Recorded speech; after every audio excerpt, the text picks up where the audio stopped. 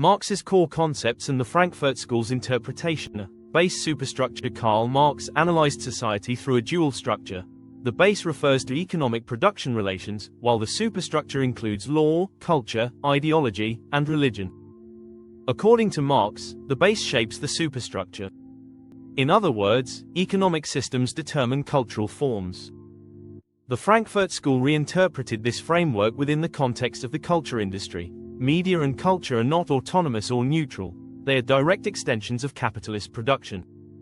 Fields like television, cinema, radio, and music have become industrialized, standardized, and driven by profit, just like factory systems. For Adorno and Horkheimer, media is not a tool for neutral communication, but a machine that reproduces ideology. B. Commodity fetishism and consumer culture. Marx defined commodity fetishism as the process by which capitalist systems conceal the social labor behind products, presenting them as if they possess intrinsic value. The Frankfurt School applied this logic to cultural commodities. Films, series, and pop songs become cultural commodities. Their historical and social meanings are erased. They exist only to be sold and consumed. Audiences begin to seek meaning, identity, and desire within these products. But the satisfaction is temporary, encouraging endless consumption. Herbert Marcuse developed this further with the concept of false needs, arguing that capitalism conditions people to desire things that keep them dependent on the system.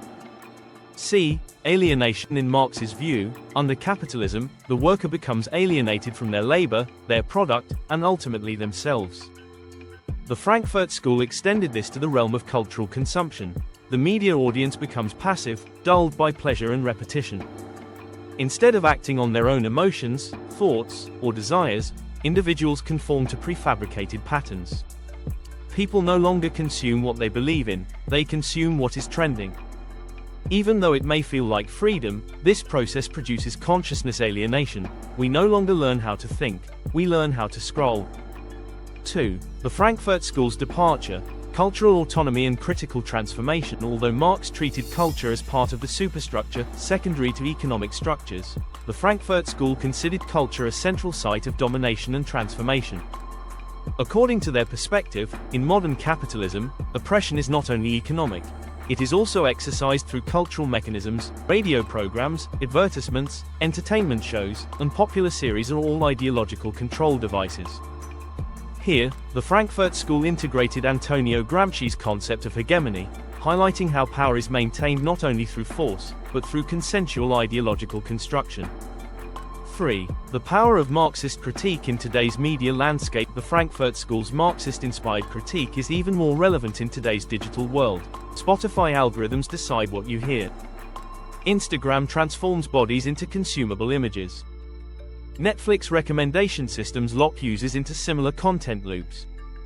All of these align with the Frankfurt critique. Cultural production becomes commodity, and the individual becomes a passive consumer. Conclusion. The Frankfurt School laid the foundations of media criticism by bringing Marx's concepts into the cultural domain. For them, media is not just a tool, it is a site of ideological production. Cultural products are not art, they are standardized, industrial products. Freedom is an illusion, thought is pre-packaged and distributed.